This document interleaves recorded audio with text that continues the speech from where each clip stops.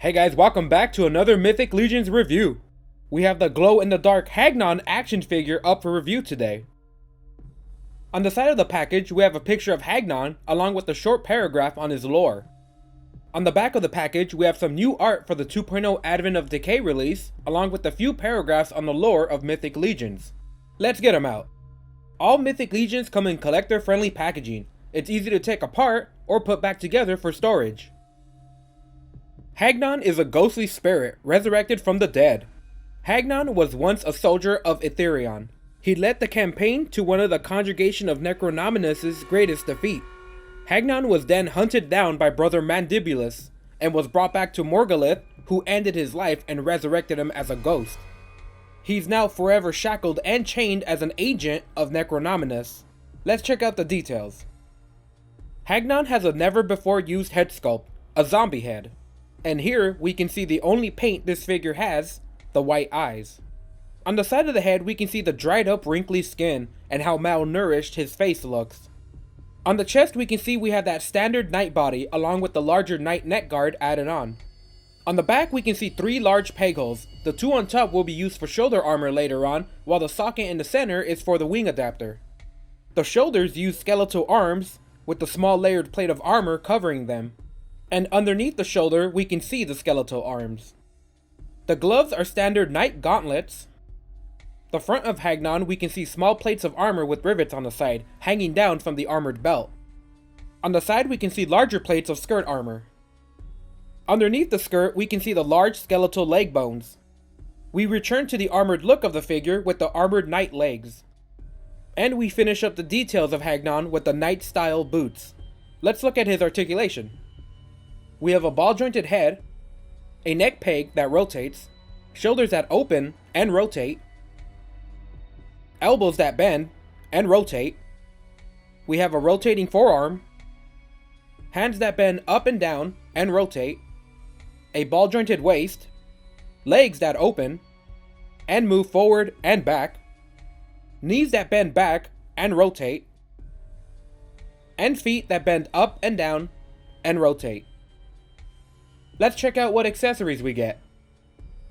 We get an extra glow-in-the-dark skull with an articulated jaw. The skull is nicely detailed and has cracks all over it.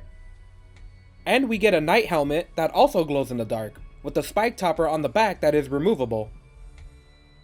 The see-through knight helmet lets you see multiple layers that make up the helmet. Swapping out the heads is as easy as popping out the old one and fitting the new one in. We get a pair of glow-in-the-dark shoulders. To install the shoulder, you match the pegs in the shoulder sockets in the back. We get a pair of handcuffs chained together with a chain that's really made out of metal. The cuffs are nicely detailed and made of a hard plastic. We also get a longer chain with the bigger cuff attached to a ball. The ball has dents and scratches with a rusted out paint job. Again, the chain is made out of real metal, and both the ball and the cuffs are made of a hard plastic. One thing to note about the cuffs is that you have to stretch the hard plastic open. It feels a bit brittle, so be careful not to break it. We get an orcish style sword with dirt applied all over and has a bone colored hilt. We get a wooden shield with a very rusted and worn out paint job. The paint is applied very well on this piece. On the back we can see we have the new 2.0 handles for the shield. We get a set of adapters that also glow in the dark. If you had wings, you would attach them to the figure with these. And we get a standard belt that fits 1.0 figures. Hagnon is a very unique figure. It's an interesting concept to have a ghost figure made out of clear plastic, but to also glow in the dark was a great idea. I can see why some people would pass on this figure. The lack of paint really takes away from how great the sculpting is, and a lot of details just blend in the clear plastic. But with the lack of paint aside, the figure is one of the most fun figure I've had in a while. Having Hagnon glow in the dark is something that brings me back to when I was a kid and toys used to have more fun gimmicks like this back in the day. It's a very nostalgic figure to have that you really don't see any other toy company do these days. The glow is pretty strong but fades away quickly. A long exposure camera technique was used in my review to get the best glow out of him. Accessory wise, we get some very well painted items. The orcish sword, shield, and even the cuffs were loaded with small details like dirt, scratches, and stains. And we even get 2 unique chain accessories that can pretty much be used on any other figure for a captured soldier or slave look to them. The 3 extra heads is an insane value for this figure. As of now, the unique zombie head is the only time it's ever been used, and the knight and skeleton head really let you customize Hagnon into an army of ghosts. In my opinion, Hagnon is one of the best Mythic Legions to date.